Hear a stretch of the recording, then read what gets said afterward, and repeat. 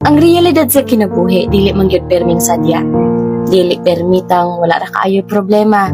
Dili perming okay. At some point, maabot gyud ta sa kakapoy. Makaagid ang mga kasakit, mga discouragements, usahay makabati tag kawalay gana. Kung maabot ka sa mga low points sa life, or maybe naakaaning sitwasyon na karon, di man nga kana temporaryo ra, o kitang tanan moagi man anang mga dapita. Usahay man gani, dili na takabalo unsay buhaton.